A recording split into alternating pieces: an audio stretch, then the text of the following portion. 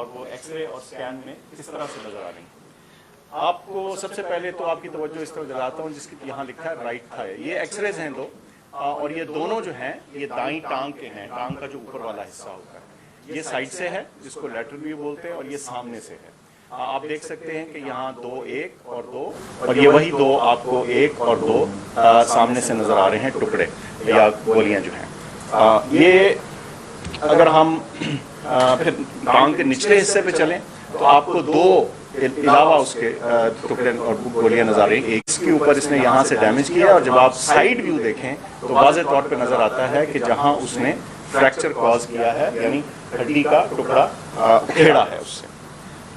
پھر یہ جو ہے یہ بائیں سائیڈ ہے, لیفٹ تھائی کے ایکس ریز ہیں. یہاں بھی آپ نوٹ کریں گے کہ یہ چھوٹے چھوٹے کچھ ٹکڑے ہیں جو ایک, بلکہ جو پیٹالا یہ جو چھوٹی ہڈی ہوتی یہ سامنے گھٹنے کے اس کے بھی ساتھ ہے. یہ نسبتاً چھوٹے تھے اور انہوں نے شکر ہے بائیں سائیڈ کے اوپر کوئی نظر آ رہی ہے, اور یہ جو بلٹ ہے یا جو اس کا فریگمنٹ ہے اس کے ساتھ یہ فریکچر ہوا ہوا واضح طور کے اوپر نظر آ رہا ہے. یہ دائیں سائیڈ. اچھا, اسی طرح میں جو بہت اہم بات ہے آپ کو دکھانا چاہتا ہوں وہ یہ کہ اس سکین کے اندر یہ جو آپ کو یہ دائیں ٹانگ ہے اور یہ جو لکیر نظر آ رہی ہے یہ یوں چلتی ہوئی یہ والی, یہ دائیں سائیڈ کی مین جو آرٹری ہوتی ہے, شریان ہے یہ, اور اس کے آپ دیکھ سکتے ہیں کہ ادھر اور اس کے بالکل قریب دوسری طرف ہوتی ہے, شریان گزری ہوتی ہے, اس کے کتنے قریب یہ ٹکڑے موجود ہیں. ایکسپلین تو کریں نا اس کا. یہ جو بڑی شریان ہوتی ہے ٹانگ کی, ظاہر ہے اس نے پوری ٹانگ کو بلڈ سپلائی کرنی ہوتی ہے, اس کے ذریعے ہوتی ہے. اور آپ کو میں نے دکھایا بڑا واضح طور پہ صاف نظر آ رہا ہے کہ یہ اس شریان, اس آرٹری کے کہتے ہیں ہمارے پاس موجود ہیں. اور بائیں طرف سے کوئی ہمیں ٹکڑا نکالنے کی ضرورت اس لیے نہیں پڑی کہ وہ کسی میجر اسٹرکچر کو ٹچ نہیں کر رہے تھے یا خطرہ نہیں ڈال رہے تھے, یا پوٹینشلی خطرہ نہیں ڈال رہے تھے. تو یہ جو چاروں فریگمنٹ ہیں ان کی تصاویر بھی آپ کو دکھائی ہیں, سکینز بھی, اور ان کی جو نوعیت ہے اور ان کا خطرے کی نوعیت ہے وہ بھی آپ کے سامنے میں نے رکھی. بہت شکریہ. جی شکریہ. کون سا کیمرہ جس میں نے بات کی؟ اس میں. جی اچھا جی, تھا مجھے مارنے کا, اور تو وہ اس کی میں تفصیل آپ کو بعد میں بتاؤں گا. اس سے پہلے میں صرف اپنی قوم کے سامنے ایونٹس رکھنا چاہتا ہوں جو پچھلے 6 مہینے میں ہوئے. یہ ضرور آپ کو سمجھنا ہے کہ اس قوم سے ہوا کیا ہے. مارچ 6 یا 7 کو مراسلات ہیں. ڈونلڈ لو ایک American under secretary of state, no confidence motion, عدم اعتماد کی تحریک جمع کروائی جاتی ہے اسمبلی میں, اور دیکھ نہیں ہارتی کیونکہ گورنمنٹ کے پاس گورنمنٹ کے وسائل ہوتے ہیں. ہمارے پاس گورنمنٹ کا پیسہ ہوتا ہے. ہم چاہتے تو وہ منڈی لگی ہوئی تھی نا, وہ 20 کروڑ 25 کروڑ آفر کر رہے تھے, ہم زیادہ پیسے دے دیتے. گورنمنٹ کا پیسہ تھا جو پہلے ہوتا رہا, اور یہ جو پیسہ انہوں نے استعمال کیا یہ بھی چوری کا پیسہ تھا. یہ کوئی ڈکلیئرڈ پیسہ تو نہیں تھا, یہ بلیک کا پیسہ تھا, یا انہوں نے سندھ گورنمنٹ کا پیسہ خرچ کیا تو انہوں نے خرید لیے لوگ. ہم نے پرنسپل فیصلہ کیا کہ ہم چوری کرتے ہیں جو عوام کی ان کا حق ہے. گورنمنٹ گر جاتی ہے. جس طرح لوگ نکلے, میں بشرا بیگم کے ساتھ بیٹھا تھا تو ہم خود حیران رہ گئے کہ یہ ہوا کیا ہے.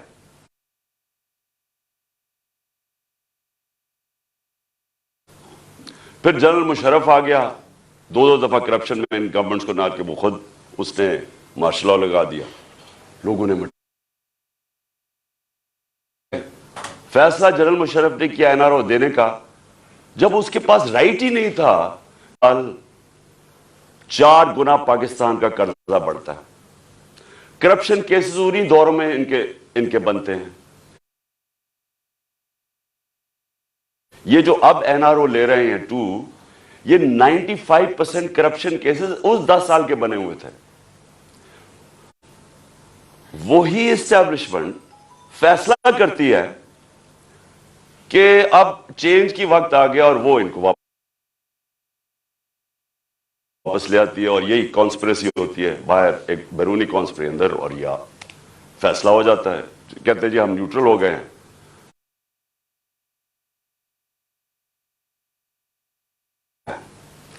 اسٹیبلشمنٹ کو اس ملک میں عادت پڑ گئی تھی کہ جدھر وہ میں نے عوام سے میں اٹھا ہوا ہوں. میں نے تو کوئی کسی ملٹری اسٹیبلشمنٹ کے اندر میری پارٹی تو نہیں بنی تھی، جس طرح نواز شریف بنا تھا یا جس طرح ذوالفقار علی بھٹو بنا تھا. رہ گیا گرمی کی انتہا. یعنی اس باری اپریل اور مئی کی 25 مئی کو جب ہم نے لانگ مارچ اناؤنس کی تو انہوں نے 3 لانگ مارچز ہمارے خلاف کی. ہم نے سمجھا کہ آئین اور قانون ہمیں اجازت دیتا ہے، ہم نے ان کو کہیں روکا نہیں تھا، ہم نے ان کو اجازت دے دی. تو یہ راتوں کے 3 بجے جا کے انہوں نے جس طرح کا تشدد کیا، ان کے اوپر شیلنگ، فیملیز نکلی ہوئی ہیں، ان کے اوپر انہوں نے شیلنگ کی. اور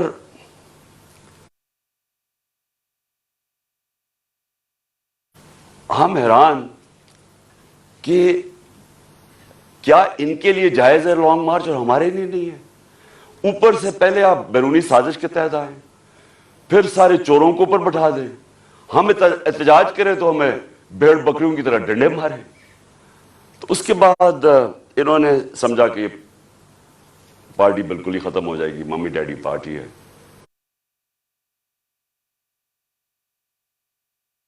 یہاں تو عورتیں بچے آتے ہیں، تو انہوں نے سمجھا کہ ختم ہو جائے گی. اگر ان کی انفارمیشن یہ کریکٹ ہوتی تو اس ملک میں اتنے زیادہ حادثے نہ ہوئے ہوتے. انفارمیشن کدھر سے آتی ہے، گراؤنڈ کا سچویشن نہیں پتا. جب دیکھ رہے ہیں کہ پبلک نکلی ہوئی ہے اور انہوں نے ریجیکٹ کر دیا ان کو، قوم نظر آ رہا ہے کہ امپورٹڈ گورنمنٹ کو ریجیکٹ کر رہی ہے، بجائے وہ سائنس دیکھنے کے لیے. جس طرح بھیڑ بکریوں کو مار مار کے سیدھے نہیں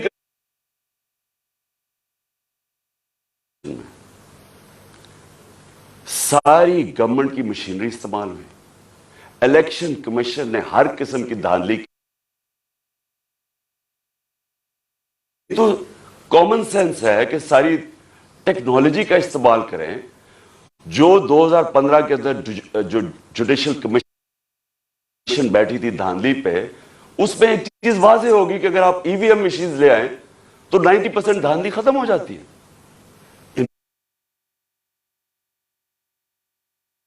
مینپولیٹ نہیں ہو سکتے الیکشن، اس کے بعد بٹن دباؤ تو رزلٹ آ جاتا ہے. ہم حیران، ہم چاہ رہے فری اینڈ فیئر الیکشن. پہلی دفعہ گورنمنٹ نے کوشش کی اور انہوں نے اپوز کیا. اس کے باوجود پی ٹی آئی سویپ کر جاتی ہے، تحریک انصاف جیت جاتی ہے، سارے دنگ رہ جاتے ہیں.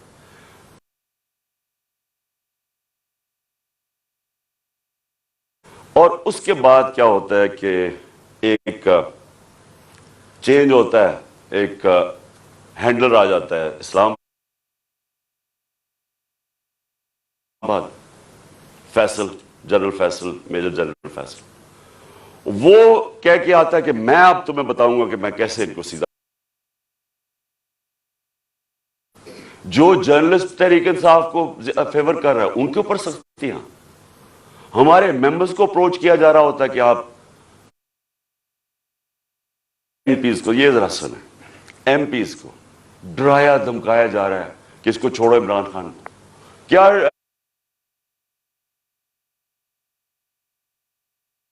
ڈرایا دھمکایا جا رہا ہے کہ ہمارے پاس کرپشن کیسز ہیں. اگر وہ نہیں مل رہا ہے تو ہمارے پاس ویڈیوز ہیں، آپ کی گندی ویڈیوز ہیں، وہ ہم بلیک میل کرنے کے لیے. ریئلائز کریں کہ آپ نے غلطی کر دی ہے. لوگ چور نہیں ایکسپٹ کر رہے ہیں، اس کے باوجود ایک غلطی کو دہراتے جا رہے ہیں. اور اب اچھا، پھر الیکشن کمیشن کو استعمال کیا جا رہا ہے. کسی طرح عمران خان کو ڈسکوالیفائی کرو، فوراً نہیں ہو سکتی. ادھر سے چینج کر کے توشہ خانہ آ گئے. توشہ خانہ کا سارا ریکارڈ توشہ خانہ کے اندر پڑا ہے. جو چیز بھی ہے وہ اس کے اندر پڑی ہے. اس میں کوئی اس میں کوئی گنجائش ہی نہیں ہے چوری کی. اگر آپ ہے تو وہ ایک دم پکڑے جاتی ہے.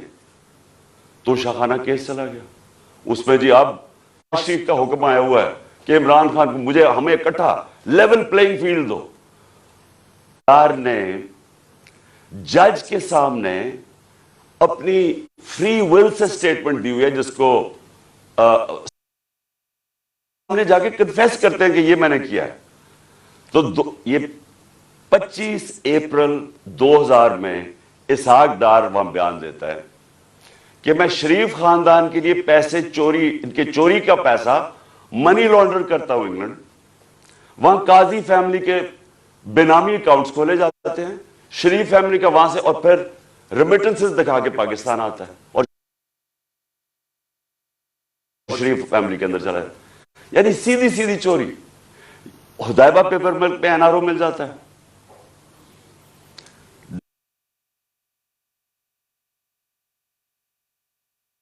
اسحاق ڈار کہہ رہا ہے کہ میں کنفیس کر رہا ہے کہ میں منی لانڈرر ہوں شریف خاندان کا.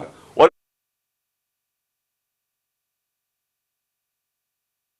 ایک ڈاکیومنٹ نہیں بتائی کہ لندن کے سب سے مہنگے علاقے میں 4 اپارٹمنٹ نے اپنے لندن کا فلیٹ 34-35 سال پہلے لیا.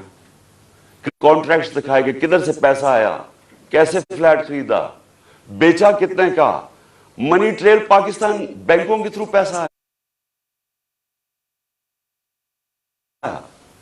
اور مجھے اس سے کمپیئر کر رہا ہے جو اربوں روپے کی پراپرٹیز باہر رکھی ہوئی ہیں. لیول پلینگ فیلڈ کیا ہے کہ الیکشن کمیشن، اس کو اتنی شرمندگی ہوگی، اور اس میں شرم نہیں ہے اس الیکشن کمیشن میں، کیونکہ یہ نون لیگ کے میرے پر غلط الزام لگایا ہے. اور پھر FIA 40,000 کا ہمارا ڈیٹا بیس ہے. کسی پارٹی کے پاس ہے ہی نہیں، ان کے پاس کوئی ڈیٹا بیس ہی نہیں ہے. اب وہ کیا کر رہے ہیں کہ جنہوں نے 10 سال پہلے پیسے دیے تھے PTI کو، ان پیسہ جو ساری دنیا میں ہوتا ہے اس پارٹی کو بند کرنے کی کوشش کر رہے ہیں. ان سے پھر ان کو پیسے، ان کو موقع دیتے ہیں پیسے بنانے کا، پھر ان کے ساتھ یا پروفٹ شیئرنگ کرتے ہیں اور پھر انہیں سے ڈونیشن لے لیتے ہیں. ان کے پاس تو ڈونر بیس ہی کوئی نہیں ہے. ہم کیوں فیصلے کر سکتے ہیں پبلک کے لیے؟ ہیں چھوٹی سی ایلیٹ انٹرسٹ پروٹیکٹ کرنے کے لیے مافیاز کے ساتھ آئی. تو FI نے صحافیوں سے کیا کیا جب سے یہ آئے ہیں، لیکن مشرف کا مارشل لا لبرل تھا. اس کے مقابلے میں جو آج کل ہو رہا ہے، سینئر ریسپیکٹڈ لوگ، اس کو غلام حسین چودھری تقریباً 80 سال، جنہوں نے ارشد شریف میری نظر میں پاکستان کا نمبر 1 انویسٹیگیٹو جرنلسٹ تھا اور نمبر 1 کریڈیبلٹی تھی. سب کو پتا تھا کہ یہ بکتا نہیں ہے، سب کو پتا تھا اس کا خوف کسی سے نہیں. اس سے جو کیا ہے ملک سے باہر بھاگ، مجھے پتا ہے اس کے پیچھے کون پڑا ہوا تھا. وہ دبئی سے آگے جانا پڑا اس کو، سب کو پتا ہے کہ کون پیچھے پڑا ہوا تھا اس کے. اور جو اس کی شہادت ہوئی، یہ ایک اس ملک کی تاریخ کا میں سمجھتا ہوں افسوسناک موڑ ہے کہ جتنی صحافت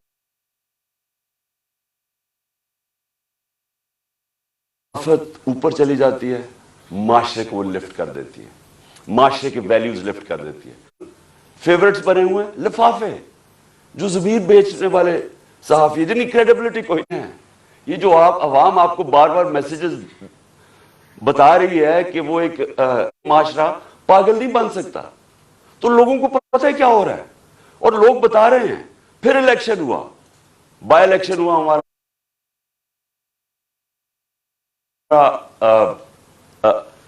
9 سیٹوں پہ میں کھڑا ہوا صرف ایک پوائنٹ بتانے.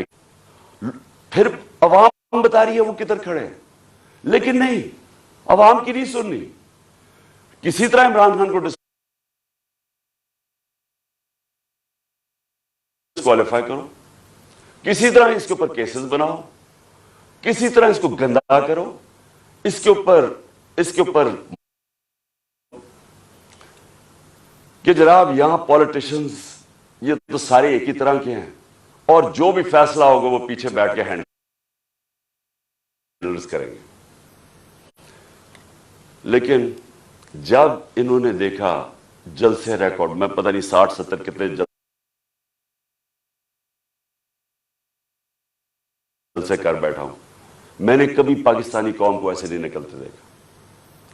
الیکشن رزلٹ بعد میں تو میں کہا تاکہ قوم دنیا کو پتا ہو، میرے ملک کو پتا ہو کہ کس نے یہ کو اب کسی طرح عمران خان کو مارو.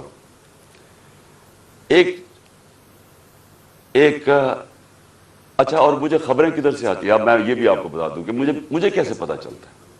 ایک تو میں گورنمنٹ میں 3.5 سال رہا، میری ریلیشن شپس ہیں، اداروں کے اندر لوگوں کو میں جانتا ہوں، ایجنسیز کے اندر لوگوں کو میں جانتا ہوں. ویسے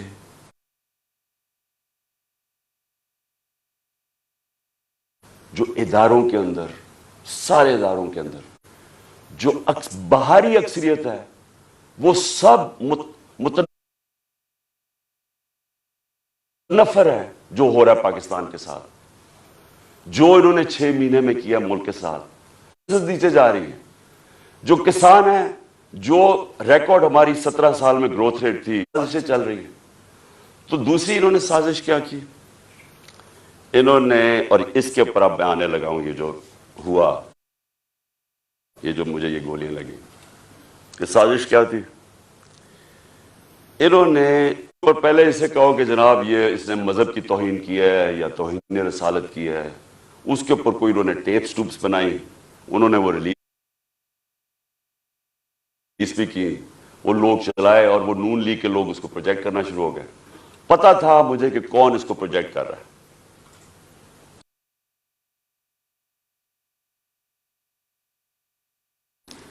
ہمیں یہ اتنا آسان ہے آج کل کے زمانے میں پتہ چلوانا، کیونکہ یہ تو ڈیجیٹل ورلڈ ہے، آپ پتہ چلوا سکتے. اس کے بعد پلان ان کا یہ تھا، جو یہ پلان بنا، میں نے یہ پلان جلسے کے اندر 24 سپٹمبر کو عوام کے سامنے رکھا، اور میں یہ چاہتا ہوں کہ یہ بالکل اسی اسکرپٹ کے اوپر ہوا جو کہ وزیر آباد میں ہوا ہے. 4 لوگوں نے انہوں نے دونوں مریم جو جھوٹ بولنے کی PhD دونوں کے پاس ہے، اس نے مذہب کی توہین کی ہے. اور پھر کہیں گے کہ کوئی دینی اتحاد کرتے ہیں سماج کا، یہ کرنا ہے. لیکن میں آج سب کو کہہ رہا ہوں، سارے پاکستان میں پھر رہا ہوں، 20 سپٹمبر یہ انہوں نے غلطیاں کی تھی پچھلی باری، اور مجھے پتا چل گیا تھا ان کا پلان ہے. میں نے اب ایک اور پلان بنایا ہوا تھا، اور میں آج یہ بھی اینڈ میں آپ کو بتاؤں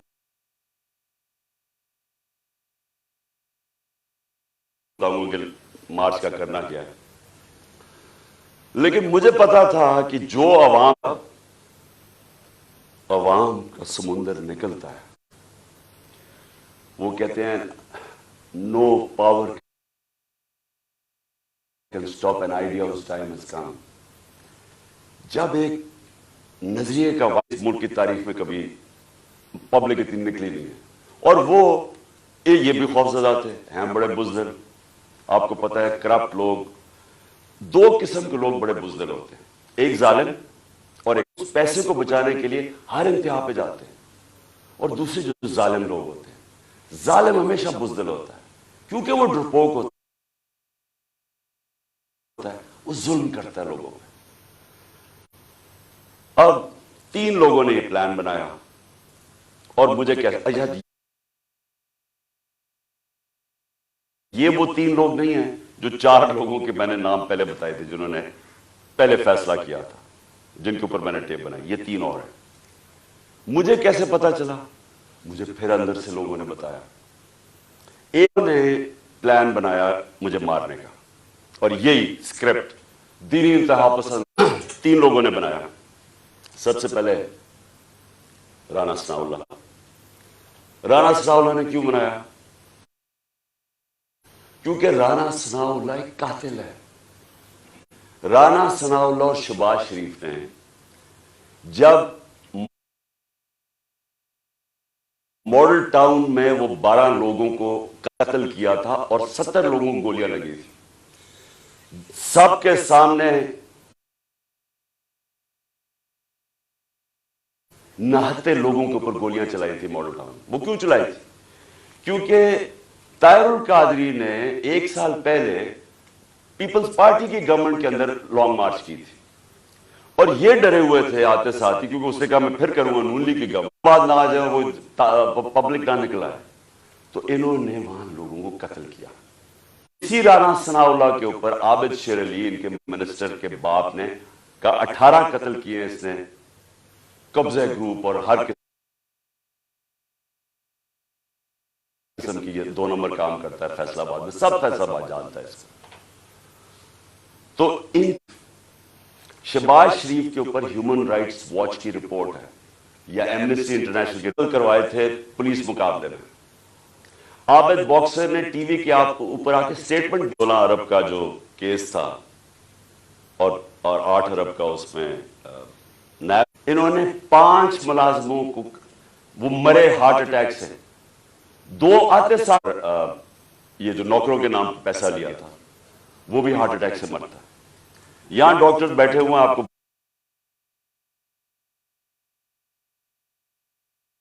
بتائیں گے کہ ایک طریقہ ہوتا ہے انڈیوس ہارٹ اٹیک کا, پتہ بھی نہیں کسی کو چلتا کیا ہو. تو کبھی کسی نے انویسٹیگیٹ رانا ثناء اللہ کے اوپر جو کوئی ایک کسٹم آفیسر یا وہ کوئی اس کا انویسٹیگیٹ, اس کی کوئی انویسٹیگیشن تھی, اس نے کیسے ایک دم خودکشی کر لی. اس کے بعد یہ 2 انہوں نے اس پلان کے اندر یہ شامل ہوئے, اور ساتھ مل گیا ان کے general major general Faisal. Faisal کیوں؟ فیصل اس لیے مل گیا, ایک تو ڈرٹی ہیری کہ اوپر وعدہ کر کے آیا تھا کہ فکر نہ کرو میں ان کو ٹھیک کرتا ہوں, آپ میرے پہ چھوڑ دیں, میں ان کو اس پارٹی کو ٹھکانے لگاتا ہوں. اور اس جو میں نے شروع میں بتایا کہ دھمکیاں یہ وہ جو اس نے ظلم کرنا ہے, سوشل میڈیا کے لوگوں کو, بچوں کو اٹھا لیں کہ تم نے یہ کیوں کیا مار کے, کیونکہ ملک کے غدار ہے, اس طرح ٹریٹ کیا. تحریک انصاف جو مدد کرے یہ جناب فیصل صاحب ہم کریں گے. اور اس نے کیا کیا, پہلے شہباز گل, اس کو اس نے اٹھایا, ٹارچر کیا, اس کو ننگا کیا, تصویریں کھینچی,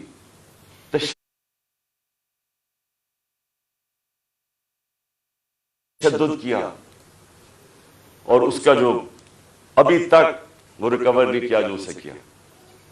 اس کے بعد وہ ایک سلمان فاروقی جرنلسٹ, اس کو پکڑ کے وہی ننگا کر, جمیل فاروقی. ایکشن جو آیا اور جو اعظم نے کھل کے اس کا نام لیا, اس سے پہلے تو وکیل کیا ہے, بچوں اپنی پوتی اور پوتوں کے سامنے مارا 75 سال کے آدمی کو, پھر دیر کیا اور مارا. اعظم سواتی نے کھل کے سامنے آ گیا, عدالت میں جا کے چیف جسٹس کو کہہ رہا ہے, سینٹ میں, انٹرنیشنلی ساری دنیا کے اندر پاکستان بدنام ہوا, پاکستان کی فوج بدنام ہوئی. کیا آیا کہ جی ایک اب وہ ایشو بیٹھ نہیں رہا اعظم سواتی کا, مجھے قتل کرنے کا. اور پھر ہوا کیا, اب میں آپ کو ڈیٹیل دیتا ہوں. اس دن ہوا کیا, اس دن میں جب کنٹینر پہ تھا تو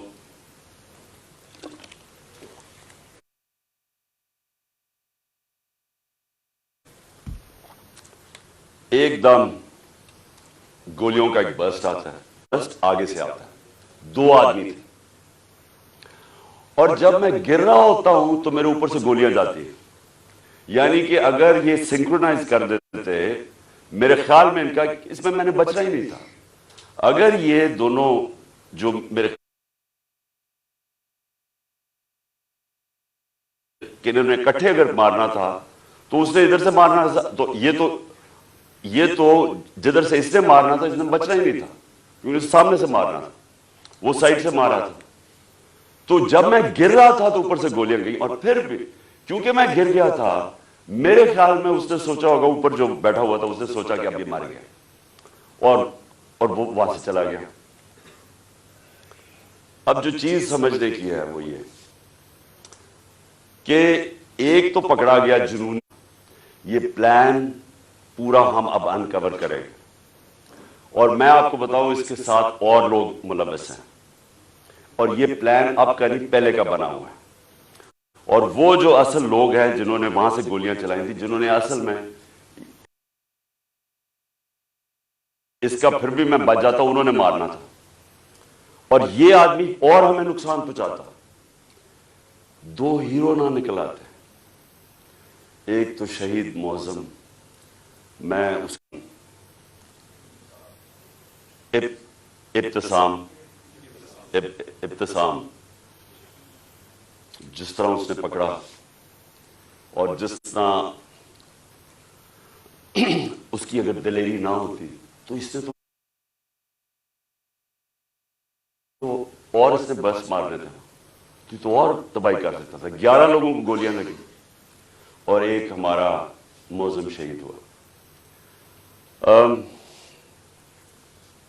اب ہم نے ایف آئی آر رجسٹر کرنے کی کوشش کی ہے، سب ڈرتے ہیں کیونکہ کئی ادارے یہ قانون سے اوپر ہے۔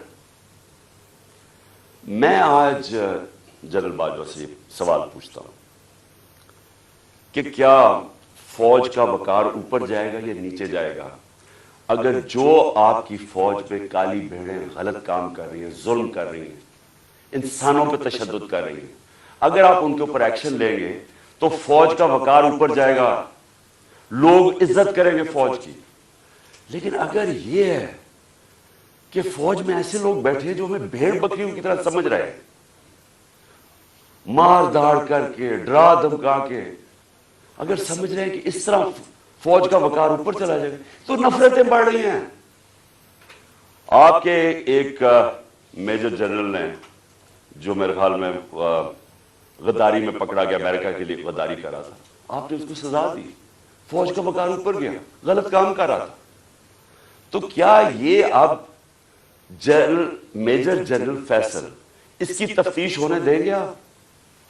اور کیا اس ملک میں اب تفتیش ہو سکے گی جب جنرل فیصل کے اوپر الزام ہے، انٹیریئر منسٹر، اور ادھر میں جنرل باجوہ آپ سے بھی، ہم انسان ہی نہیں ہیں، بھیڑوں کو کبھی ادھر موڑ دو کبھی ادھر موڑ دو، آج وہ چور ہیں کل وہ NRO مل گئے تو اچھے ہو گئے ہیں، آج پھر آپ ان کو چور بنا دیں گے کل پھر بھیڑی۔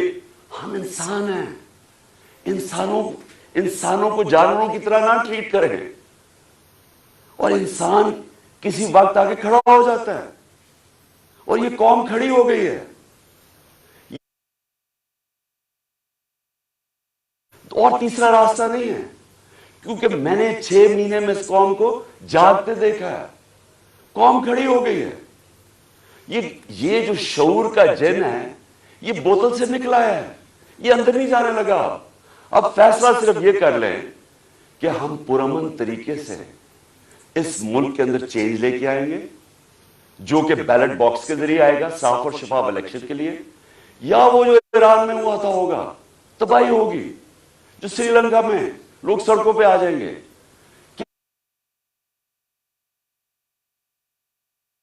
کیوس ہوگا۔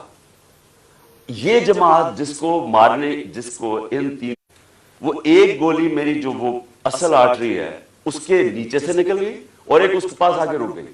اگر وہ رپچر ہو جاتی تو 20 منٹ میں انسان مرتا ہے، 20 منٹ میں سارا خون نکل جاتا ہے۔ اگر تو سیدھا ہاسپٹل نہ ہو 20 منٹ میں مر گیا آدمی۔ تو اللہ نے اگر مجھے یہ بچایا ہے جو، اور پھر سوال میں پوچھتا ہوں، سب وہ فیملی پارٹیز سکڑ کے چھوٹی چھوٹی پارٹیز رہ گئی ہیں۔ میں چیلنج کر کے جاؤں گا سندھ میں، اور انشاءاللہ یہ زرداری مافیا کو سندھ میں ہرا کے دکھاؤں گا آپ کو۔ سندھ کے لوگ اس سے تنگ ہیں، ان کو سب سے زیادہ غلام ادھر بنایا ہوا، ان کو وہ سب سے زیادہ آزادی طلب کر رہے ہیں۔ اور یہ شریف خاندان، میں چیلنج کرتا ہوں، یہ کدھر کسی سیٹ پہ میرے سے مقابلہ کرے۔ نواز شریف آئے، کہتے ہیں نا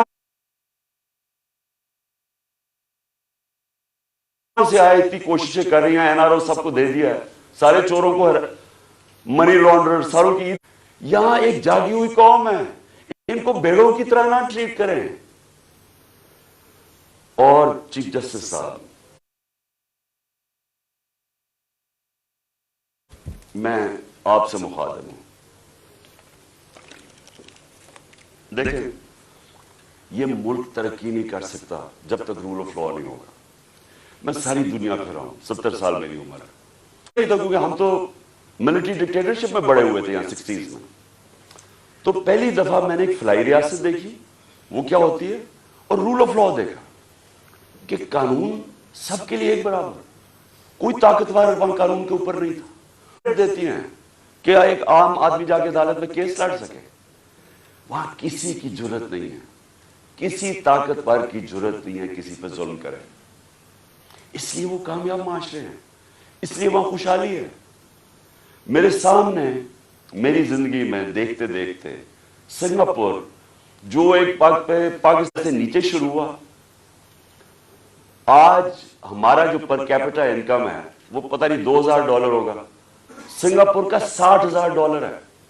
क्योंकि उनके स्टेट्समैन ली कुआन यू ने सबसे पहले जोर लगाया कानून की बालादस्ती कायम करने के लिए, और उसने, जब कानून की बालादस्ती होती है तो करप्शन खत्म होती है। करप्शन तब होती है जिस मुल्क के अंदर कानून की हुक्मरानी नहीं होती, जब कोई कानून से ऊपर नहीं होता, जब किसी को एनआरओ साफ होता है और वो माशरे में फिर खुशहाली आती है। हमारे नबी हम क्यों नहीं आगे बढ़ रहे? मैं अभी आपके सामने मिसाल दे रहा हूं कि मुल्क की सबसे बड़ी पार्टी का जो सरबराह है उसको इंसाफ नहीं मिल रहा, उसको ऐसे जो मेरे से चीफ जस्टिस साहब जो 6 महीने में मेरे से किया गया है, मैं आपको यकीन दिलाता हूं कि कोई मुल्क अपने दुश्मन से ना करे। मैं वो पाकिस्तानी हूं, इस मुल्क के सारे हाईएस्ट सिविल अवार्ड जीते मैंने। सब जानते हैं क्रिकेट की दुनिया में मैंने पाकिस्तान की इज्जत बढ़ाई, कम नहीं की। ये शौकतखाना में मैं बैठा हूं, ये इंटरनेशनल राउंड हॉस्पिटल है, 75% कैंसर के मरीजों का मुफ्त इलाज करता है, सबसे बड़ा खैराती इदारा है। दूसरा पेशावर में खुला है, तीसरा कराची में खोल रहे हैं जो इससे भी बड़ा होगा। 2 यूनिवर्सिटीज बनाई हैं, अल कादर यूनिवर्सिटी जो कि 100% फ्री डिग्रीज दे रही है, स्टूडेंट्स को मुफ्त तालीम मिल रही है, और 85% जैसी डिग्री लेते हैं उनको नौकरियां मिल जाती है। 2 यूनिवर्सिटीज, 2 हॉस्पिटल, तीसरा हॉस्पिटल। ये दुनिया में कोई जानते हैं किसी पॉलिटिशियन ने एक भी बनाया हो, कोई इस मुल्क की तारीख में किसी ने कुछ किया हो? और फिर एक पार्टी बनाई जो कि सबसे बड़ी आज पार्टी है पाकिस्तान, 12 सीटें जीता। अगर मेरे से ये हो रहा है, मेरे घर के ऊपर मेरे नौकरों को पैसे दिए गए मेरे खिलाफ जासूसी करने के लिए, डिवाइस रखने के लिए, घर के नौकरों को मेरी फोन कॉल्स, जो मेरी प्राइम मिनिस्टर की फोन कॉल थी उनकी रिकॉर्डेड करके रिलीज की गई रिकॉर्डिंग ऑफिशियल सीक्रेट्स एक्ट की वायलेशन है। लोगों को, जो हमारे डोनर्स थे उनको डराया धमकाया। ये जो इलेक्शन कमीशन है जी, मैं नहीं कर रहा, पीछे से मुझे हुक्म है। एफआईए वाले जो कह रहे हम नहीं कर रहे जी, हमें पीछे से हुक्म है। वो 25 मई में जो पुलिस वालों ने जुल्म किया था हमारे, हम क्या करें जी, हमें पीछे से हुक्म है। यानी ये एक पाकिस्तान की जमहूरी पार्टी से मजाक हो रहा है, जुल्म हो रहा है। ये कौम को तबाह कर रहे हैं, कौमें तबाह होती हैं ऐसे। ईस्ट पाकिस्तान में क्या हुआ? सबसे बड़ी जो जमात इलेक्शन जीती, उसी के खिलाफ मिलिट्री एक्शन कर दिया। उनको जो राइट था उनका वो नहीं दिया। मैं 18 साल की उम्र में अंडर-19 मैच खेलने गया उधर, मार्च 1971। यहां प्रेस सेंसरशिप थी, मुझे तो पता ही नहीं था कि कितनी नफरत है वहां। क्यों नफरत थी वहां? کیونکہ ہم ان کو رائٹ نہیں دے رہے تھے. وہ الیکشن جیت گئے, ان کا پرائم منسٹر ہے. یہاں فیصلہ ہوا جی نہیں, ہم نے ان کو نہیں بننے دینا, اور ہم نے اس کے خلاف ملٹری ایکشن ملک توڑ دیا. اسی اس پاکستان میں اپنے پاکستانیوں کو بتانا چاہتا ہوں, 71 تھا, 18 سال کے بعد میں پاکستان ٹیم کیپٹن, ایک بنگلہ دیش ہے, میرے پاکستانیوں, وہاں جدھر نفرت تھی پاکستان سے 1900, پاکستان زندہ باد, پاکستان زندہ باد. ہوٹل سے جدھر ہمارا ہوٹل تھا اور جدھر سٹیڈیم تھا, سٹیڈیم سے ہوٹل تک لوگ سڑکوں پہ لائنوں پہ کھڑے ہوئے تھے, پاکستان زندہ باد. تو میں نے تب مجھے پتا چلا یہ کتنی بڑی ٹریجڈی ہے. سب سے بڑی پارٹی کو دیوار کے ساتھ لگا رہے ہیں اور اس کے لیڈر کو قتل کر رہے ہیں, کوشش کر رہے ہیں. کیوں؟ کیونکہ چوروں کا ٹولہ اوپر جو بٹھا دیا ہے, ہم بھیڑ بکریاں مان نہیں رہے ہیں. نیشن کو اکٹھا رکھ سکتی ہے وہ تو صرف تحریک انصاف ہے. ملٹری, اگر ملٹری اب ملک کو اکٹھا رکھ سکے تو ایسٹ پاکستان نہ ٹوٹتا. پولیٹیکل پارٹیز ملک کو اکٹھا رکھتی ہیں, ملٹری مدد کرتی ہے.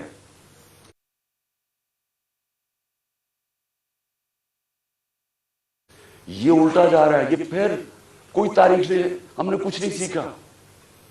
کیا ہو, اب مجھے کہا کینسل کر دے, اب نہ جائیں, انہوں نے مار دینا آپ کو. پہلے اپنے چھوٹے چھوٹے مفادات کے لیے, وہ اپنے پیسے بچانے کے لیے, کیونکہ ان کو سارا ڈر یہ ہے کہ اب یہ چوری کا پیسہ ہے. لیکن یہ جو فوج کا جنرل, یہ ان کے ساتھ مل کے, اور یہ جو ہمارے سے ہوا ہے 6 مہینے, میں اپنی قوم سے سوال پوچھتا ہوں کہ کیا ہم, اب ہمارا اب یہ سوال ہے, ہم نے اپنے آپ سے پوچھا, کیا ہم نے ایسی رہنا یا ہم نے اپنی تقدیر بدل کے آزاد ہونا ہے؟ آزادی کے لیے قربانیاں دینی پڑتی ہیں. مجھے پتا تھا کہ انہوں نے واردات کرنی ہے, مجھے پتا تھا ایک یا اس دن ہونی تھی یا اگلے دن ہونی تھی. لیکن میرا یہ ایمان ہے کہ اگر آپ ان چوروں کی غلامی کے نیچے رہنا, اس سے بہتر ہے زندہ نہ رہو. میں یہ طے کر کے آیا, اور میں جیسے ہی ٹھیک ہوں گا میں پھر نکلوں گا سڑکوں پہ, پھر میں کال دوں گا. پھر ان چوروں نے اور ان ظالموں نے حکمرانی کرنی ہے, اور اگر ہم باحثیت قوم اس کو ایکسپٹ کر گئے تو اس لیے پاکستان نہیں بنا تھا. یہ بڑی خواب تھی, اس لیے لاکھوں لوگ مرے نہیں تھے, شہادتیں نہیں ہوئی تھی. میں لاہور میں بڑا ہوں, ایک گھر میں جب پاکستان لینڈ کیا انہوں نے 3 ہفتے پہلے, انہیں پتا تھا انہوں نے زندہ نہیں رہنا. کسی کو نہیں بتایا کہ کہیں اگر دشمنوں کو پتا چل گیا تو وہ, انہیں پتا کہ اگر قائد اعظم فوت ہو گئے تو. میں نہیں سمجھتا تھا کہ میری زندگی میں پاکستان بنے. جو لوگوں پہ تشدد کرتے ہیں, آپ کو پتا ہے اعظم سواتی کو جب اس کے اوپر تشدد کر رہے تھے, اسے کیا کہہ رہے تھے کہ یہ عمران خان کو بتاؤ کہ اس کو ہم اس طرح ننگا کر کے ماریں گے. یہ ہمارے لوگ ہیں, یہ اس ملک کی سیکیورٹی کے لیے ہیں, اور یہ اس کو کہہ رہے ہیں اس کو کہ عمران خان کو پیغام دو کہ اس کو اس طرح ہم ننگا کر کے ماریں گے.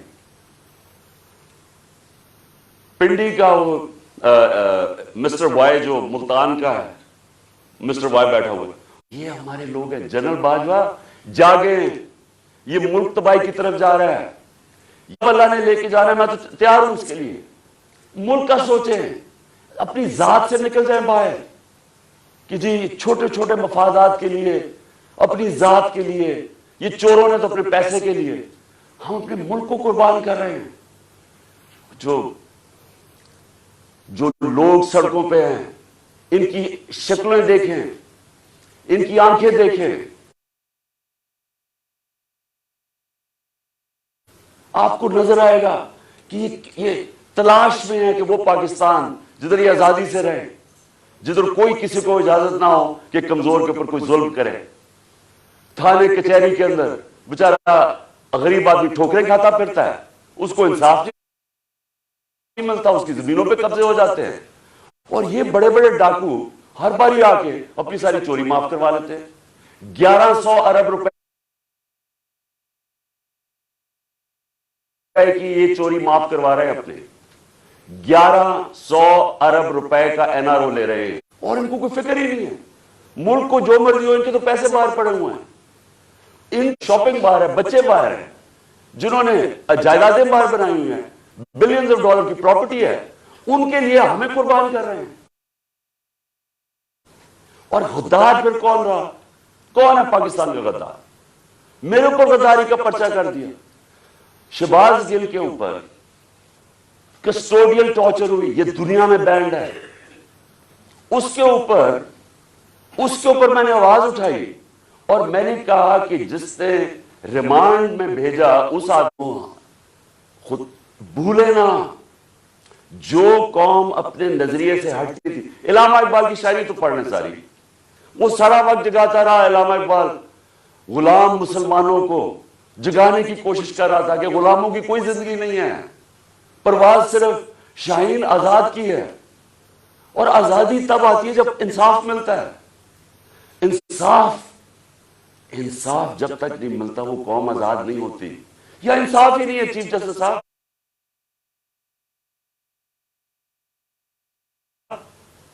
یا میں آپ کو گارنٹی کرتا ہوں کہ جب تک یہ ریزائن نہیں ہوں گے تو ذمہ داری ہے. اللہ جتنا بڑا ہمیں مقام دیتا ہے اتنی بڑی ہمیں ذمہ داری ڈالتا ہے. آخرت میں ہماری ججمنٹ ہوگی کہ ہم جو اللہ نے ہمیں نعمتیں بخشی ہیں ان کو ہم نے کیسے استعمال کیا ہے اپنی ذمہ داری انسانیت کے لیے. کیا یہ جو شہباز گل سے ہوا کوئی آپ کی ذمہ داری نہیں ہے, کوئی رول آف لا نہیں ہے اس ملک میں, وہ تو آپ نے امپلیمنٹ کرنا ہے. اگر طاقتور کے لیے ایک قانون ہے, کمزور کے لیے دوسرا ہے, ملک کی تو فیوچر ہی کوئی نہیں ہے. کیونکہ میرے نبی صلی اللہ علیہ وسلم نے 1500 سال پہلے تقریباً ڈیولپنگ ورلڈ ہے, وہ کیوں غریب ہے؟ کیونکہ وہاں طاقتور قانون کے اوپر ہے. اور اگر سنگاپور اوپر گیا تھا تو ان کے اسٹیٹس مین نے طاقتور کو قانون کے نیچے لے, اس کی سٹوری پڑھ لیں کہ کیسے اس نے سنگاپور کو اٹھایا. پہلے انصاف لے, بڑا مانا جاتا ہے کہ یہ جو بادشاہ تھے ہندوستان کے سب سے بڑا, کیا کیا شیر شاہ سوری, کدھر سے شروع ہوا؟ جو اس کو جاگیر ملی بہار میں, اس نے کیا کیا؟ اس نے رول آف لا قائم کر دیا. اس نے سارے بڑے بڑے ڈاکوؤں کو ختم کر دیا. اس نے وہاں انصاف کر دیا. سارے تاجر ارد گرد کی جاگیروں سے چھوڑ کے تو شیر شاہ سوری کی جاگیر میں آ گئے. وہاں خوشحالی آ گئی کیونکہ وہاں انصاف تھا. ادھر سے وہ کھڑا ہوا اور ادھر سے اس نے جب ہندوستان کی سنبھالی, رینگتے رہیں گے امریکنوں کے, کبھی ادھر ہاتھ جوڑ رہے کہ جی ہمیں ادھر سے پیسہ مل جائے, کبھی وہ چینیوں کے پاس جا رہے ہیں پیسہ مل جائے, اور ہاں کبھی ہم ماننا تو نہیں چاہتے لیکن ہم مجبور ہیں. ہندوستان بھی آگے نکل گیا, بنگلہ دیش ہمارے سے آگے نکل گیا. جب بنگلہ دیش بنا تھا تو لوگوں نے یہاں کہا جی بوجھ ہے ہمارے اوپر بنگلہ دیش میں, غربت بہت زیادہ ہے. وہ آگے نکل گیا ہمارے سے. جب سے یہ دو خاندان آئے ہیں تو کہتا جی ہم مجبور ہیں, ہم تو وہی ہے کہ دیکھیں آپ نے سب نے, میں نے فیصلہ کیا پھر سے کہ جیسے ہی میں یہاں سے ٹھیک ہوں گا میں سیدھا سڑک پہ, اور میں نے اسلام آباد کی کال دے دی. آپ سب سے میں صرف یہ کہتا ہوں کہ اپنے بچوں, اپنے مستقبل کے لیے آپ نے کبھی, دنیا عزت نہیں کرتی اور وہ قوم اوپر ہی نہیں جا سکتی. اگر ہم نے یہ غلامی کر کے اوپر جانا تھا تو ہم کب 40 سال سے, تو میں جانتا ہوں غلامی کر رہے ہیں. وہ کوئی امریکن آتا ہے اس کے پیر میں گر جاتے ہیں, کوئی گورا رنگ دیکھتے ہیں اس کے جوتے پالش کرنے شروع کر رہے ہیں. وہ جب سازش ہو رہی تھی تو مجھے یاد ہے کہ امریکن وہ عورت کو اس کے سامنے صرف لیٹ ہی نہیں گئے کہ میرے اوپر سے چل کے جاؤ, جا کے اس کے جوتے نہ گندے ہو جائیں. یہ اپنے آپ کو ذلیل کرتے سب نے. جب تک یہ 3 لوگ ریزائن نہیں کرتے آپ نے پروٹیسٹ کرنا ہے. آپ نے سڑکوں پر پروٹیسٹ کرنا آپ کو آپ کا آئین رائٹ دیتا ہے. ظلم اور ناانصافی کے خلاف ناانصافی کا مقابلہ کرنا